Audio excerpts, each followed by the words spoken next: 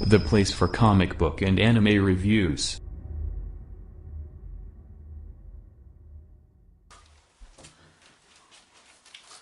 Hey there you go, welcome to Brevin Campbell 12 YouTube channel for comic book and anime reviews. And today I'm going to do is my review of Doomsday Clock, issue number 30. As you can see, I got it bagged and boarded, of course. I'm going to probably tend to do all the Doomsday Clock issues because, how great this series has been. So, taking it out of the bag and board right now, sliding it out. And it's a really nice cover. It really feels really good. Nice texture on here. Did not get the variant cover, sadly. I was not able to get that. I wish I could have, but I didn't pre-order early enough for this issue. But still, nice looking cover. Has little lines right here. Got, like I said, this one's kind of like the red coloring on it. I see like a broken bulge and has the victory on it. And really nice cover, really nice cover. And this issue, we have a lot of stuff going on here. We have a lot of stuff in this issue. So we begin off right here with the comedian. And we find out that after Ozymandias tried to kill the comedian, someone brought him back, and that person seems to have been Dr. Manhattan, as we see here, the blue text, and the foot of Dr. Manhattan laying right next to comedian's body. And on the next page we get like the fights. Last issue comedian showed up and he shot Ozymandias and Lex Luthor, and now Ozymandias and Lex Luthor and the comedian are fighting each other, and they're battling it out. Which is very exciting to see in a Doomsday in a series like this, see an actual kind of like fight going on right now. They're fighting dark as well, which was kind of interesting to me.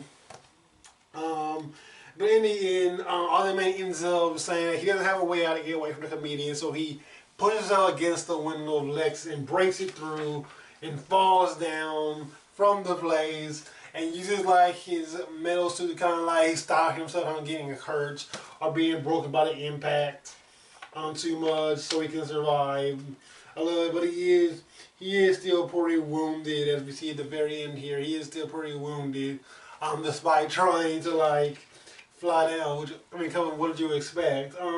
Also, really like the fact that like a lot of times we see in movies like when you break out a glass window, people get out pretty unscathed. It's kind of nice to see a person break out a glass window and still end up getting hurt by it, because it's always one of those funny things to me that just happen like just in media in general. Meanwhile, we kind of get cut back to Batman and Rorschach talking to each other. And, Rorschach hands him Kovac's jar from the original Rorschach. And he tells him that he should explain everything, so he has him read it and all that. Meanwhile, we later cut back over on to like this other story that's going on throughout the issue. With Johnny Thunder, and you see these old people are like in a senior citizens home. They're watching the TV screen and just switching back and forth from like this other movie that they're watching and the actual news that's going on outside, talking about Lex Luthor dying and everything. And we get this other story. And what's cool about this other story is that because they're watching it on a television sets, and they keep switching it back and forth, we don't really get the full scope of both stories that are going on. I thought that was kind of like a cool thing they do. But right here we kind of also see, Rorschach takes off his mask and we see the face. And at first I remember reading this and thinking like, is this supposed to mean something to us? Because we don't get the guy's name, who this Rorschach person is. We just get his face. But there's been a lot of questioning going around online about, who this Rorschach could be. It's really interesting to me. I kind of really want to learn a little bit more about who he is. But we see that he has kind of this grudge against Ozymandias, even though he's working with him. And he's trying to like take a shot to wash away the blood of Ozymandias and what he did. Meanwhile, we cut over to this this kind of comedian area where we're making like having this little laugh along, and they're watching this comedian, and like the comedian guy makes a bad joke, and someone throws a ball of gin in his face saying to get out of here, and we get Marionette and Mime who walk into this area, and we find out that this area is actually related to the Joker.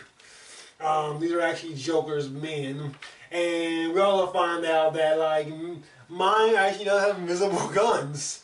So that actually was a thing. That he actually does have invisible guns. We was like, oh, that is something else. Like they actually wore guns. So we see Marionette and Mime just unload on all of Joker's goons and just start like wiping them out. And it is spectacular. I'm not even gonna lie. It is like one of the most spectacular moments ever. Just seeing Marionette like slicing through everybody and like trying to cut them all down until like at the very end we see them like all these bodies are on the ground, and it was just like, wow, look at all that, look at all that. I mean, oh my God, it was a great moment. It was a really great moment. I thought, even I was just like, wow, what is going on right now? And of course, we keep cutting back over to the story that's going on, while also getting a little bit into, you know, our Rorschach flashback. We keep flashing back to what was going on here, and we find out here that this new Rorschach was there during Ozymandias, like at the very end of Watchmen, when Ozymandias left that weird alien squid onto the planet and like started attacking everybody. And he was there during that moment, and somehow he was a survivor of this, and so that was really shocking as well to me. And something I did not see coming. After that, we cut on over to like Batman, Rorschach, who are now talking to each other, and Batman has them come and says, like, I know where your Ozymandias friend is. And so he takes him to Arkham Asylum, and he ends up locking Rorschach inside the jail cell at the very end. And we just get him, we're like saying like, let me out of here, let me out, let me out. And that's kind of where the issue ends off. We're Batman locking Rorschach up because he thinks that Rorschach is crazy. Wow, this was an issue, you guys.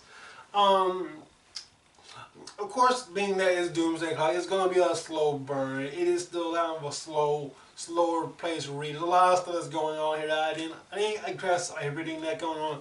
I know we're gonna have to give this a few more reads after this, but there's still a lot of cool stuff in this issue that I could easily grasp onto.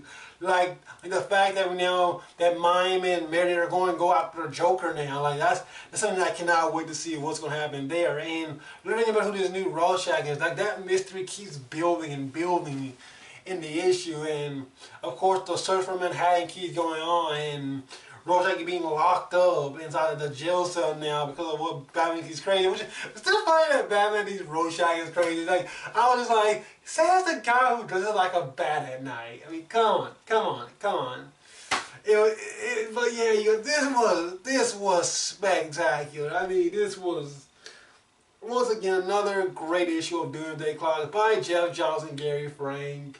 Cannot wait to read the next issue, which was coming out pretty soon. I know this series is going to go bi-monthly soon, so that's going to make it even worse than when this series comes back. It's going to be like every other week instead of every other month instead of every month now, so that's going to be kind of sucky. But still, really great issue, really great to read. I definitely cannot wait to see where the story goes going forward after this. But anyway, can I put my thoughts on Doomsday Clock, issue number 3. Let me know in the comments below what you guys thought about Doomsday Clock. And I will catch you guys later. Peace out.